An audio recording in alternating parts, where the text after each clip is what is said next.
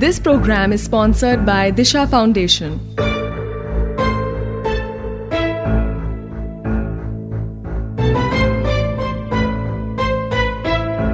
जी हाँ, FM rainbow पर हम फिर हाजिर हैं लेकर दिशा फाउंडेशन की विशेष प्रस्तुति काश।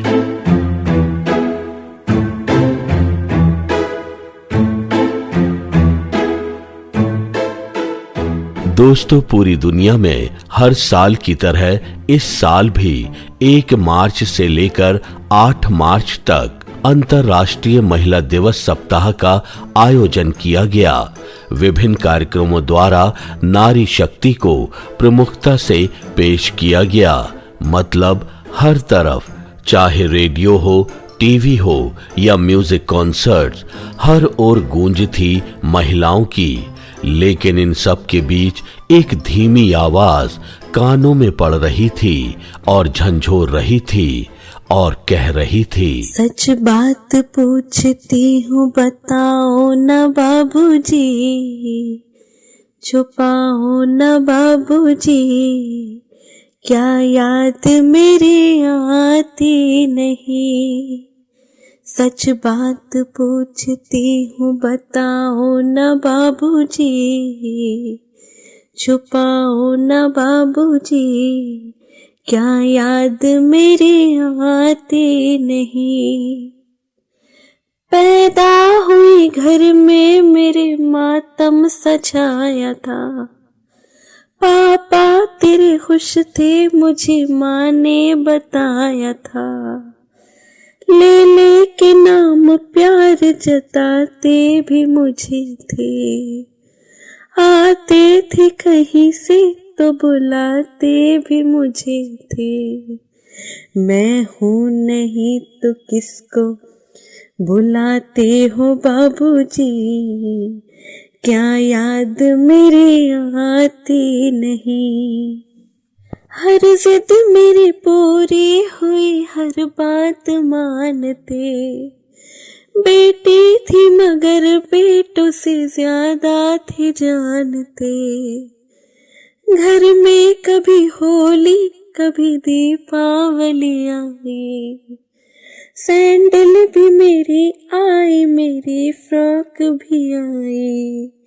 अपने लिए बंडी भी न लाते थे बाबूजी, क्या कमाते थे बाबूजी, क्या याद मेरी आती नहीं।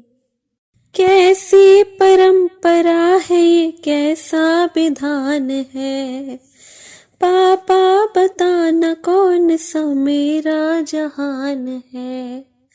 आधा यहाँ आधा वहाँ जीवन है अधूरा, पीहर मेरा पूरा है न ससुराल है पूरा। क्या आपका भी प्यार अधूरा है बाबूजी, क्या आपका भी प्यार अधूरा है बाबूजी, न पूरा है बाबूजी, क्या याद मेरी आती नहीं। सच बात पूछती हूँ बताओ न बाबूजी, छुपाओ न बाबूजी, क्या याद मेरी आती नहीं। दोस्तों, ये सवाल आज भी अपना जवाब ढूंढ रहा है, क्योंकि दुनिया में अगर महिलाओं को सबसे ज्यादा कोई देश सम्मान देता है तो वो है हमारा भारत देश। क्योंकि हमारा भारत परंपराओं और संस्कृतियों का देश है। हमारे यहाँ महिलाओं को देवी का स्वरूप मानकर पूजा जाता है, लेकिन फिर भी महिलाएं शिकार हो रही हैं घरेलू हिंसा की। सच पूछो तो नारी जीवन एक मेहंदी का बूटा है, सच पूछो तो नारी जीवन एक मेहंदी का बूटा है। कदम कदम पर इस अबला को हर रिश्ते ने लूटा है। हर रिश्ते ने लूटा है। सच पूछो तो नारी जीवन एक मेहंदी का बूटा है।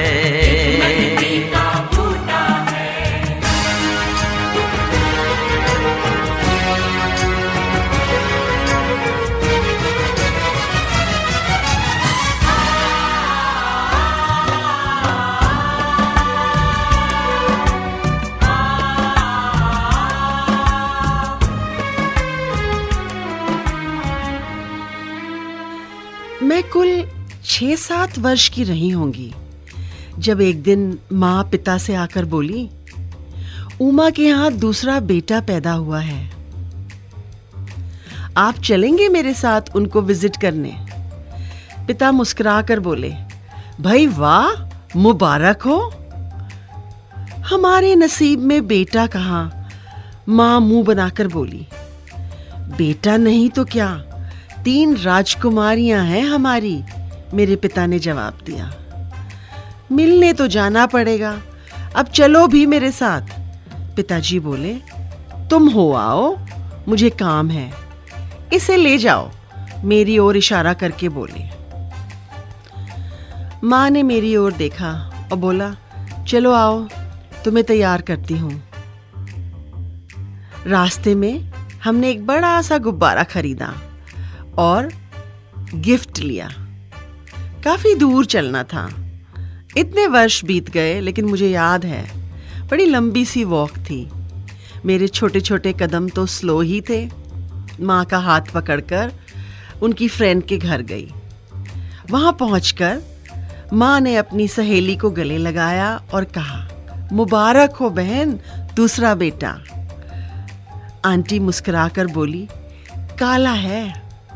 अरे रंग छोड़ो, बेटा है, मुबारक हो भाई, बहुत बहुत कंग्रेचुलेशंस।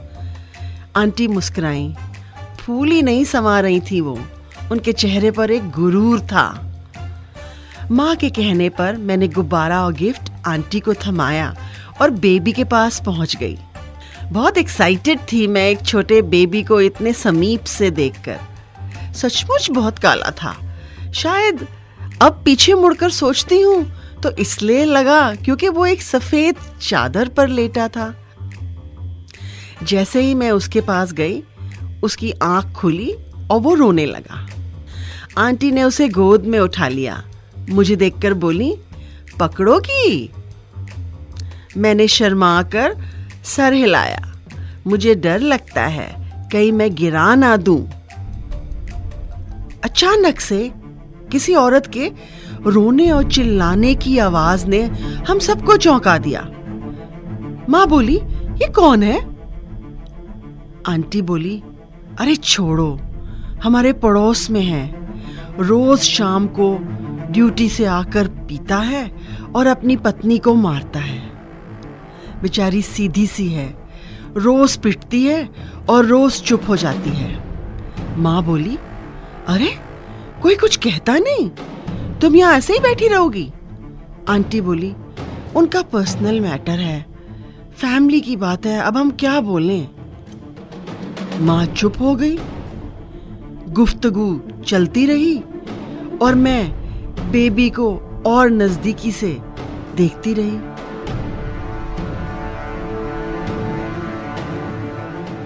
कुछ समय बाद हम अपने घर आ गए और मैं समय के साथ उस शाम को भूल गई।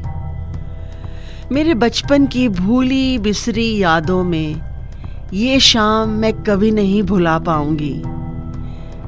वो शाम थी जब मैंने सबसे पहले घरेलू हिंसा को नजदीकी से देखा था। मेरी पहली मुलाकात हुई थी डोमेस्टिक वायलेंस से। उसके बाद तो कई बार मैंने घरेलू हिंसा को नजदीक से देखा। मेरी एक सहेली थी जिसका नाम बबली था। एक दिन पता लगा कि उसकी माँ ने अपने आप को जलाकर आत्महत्या कर ली, क्योंकि उसके पिता उनको रोज पीटते थे। कोई कुछ नहीं बोला। अड़ोस पड़ोस के लोगों को सब पता था, लेकिन सब चुप थे। फिर मेरी एक सहेली थी जिसका नाम था रीटा। उसकी माँ पागल थी। रीटा ने बताया उसकी माँ इसलिए पागल हो गई थी क्योंकि उसके पिता ड्रिंक करते थे और ड्रिंक कर कर वो उनको रोज पीटते थे।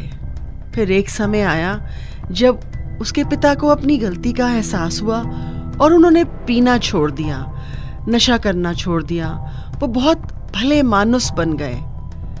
पर आंटी तो पागल हो गई थी। रीटा ही उन्हें संभालती थी। मैं उस समय बच्ची थी, कुछ कर नहीं पाई। पर आज सोचती हूँ कि काश घरेलू हिंसा को किसी अड़ोस पड़ोस के इंसान ने रोका होता, उस पुरुष को समझाया होता, धमकाया होता, तो शायद उस नरक से वो स्त्री बच सकती थी। काश किसी ने उस पुरुष को समझाया होता कि कमजोर औरत पर हाथ उठाना मर्दानगी का नहीं बल्कि नामर्द होने का प्रतीक होता है। काश किसी ने इन पुरुषों को ये दिशा दिखाई होती कि एक अच्छा पुरुष हीरो होता है, विलेन नहीं। महिलाओं पर, बेसहाराओं पर अत्याचार नहीं करता बल्कि उनकी सहायता करता है, उनको प्रोत्साहित करता है, उनको सशक्त करता है। जी हाँ, अगर मर्द अपनी मूर्खतापूर्ण मानसिकता को त्याग दें तो घरेलू हिंसा अपने आप समाप्त हो जाएगी। गंगा जल सी पावन है, पर किस किस को समझाएगी। हर खिड़की हर दरवाजे से एक उंगली उठ जाएगी। सीता बनकर भी नारी को चैन मिलाना जीवन भर। बाहर है रावण की चिंता और घर में है राम का डर। इसकी लाज तो बच गई पर विश्वास का दर्पण टूटा है। कदम कदम पर इस अबला को हर रिश्ते ने लूटा है। हर रिश्ते ने लूटा है। सच पूछो तो नारी जीवन एक मेहंदी का बूटा है। मेहंदी का बूटा है। एक मेहंदी का बूटा है।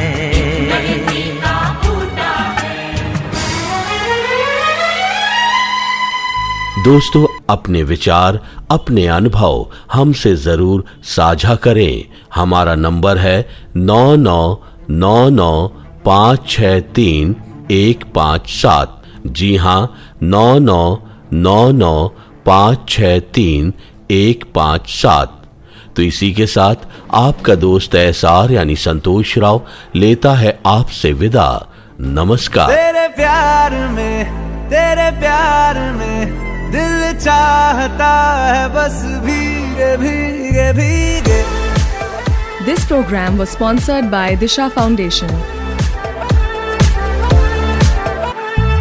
यार नशे में तेरे यार पड़ा जो एक बार, जमाने के नशे सभी पुराने हो गए।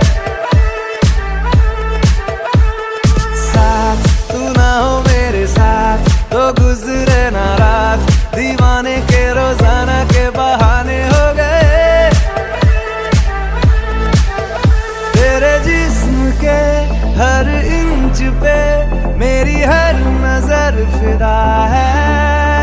थी तलब मुझे एक जाम की, मिला पूरा मैं कदा है।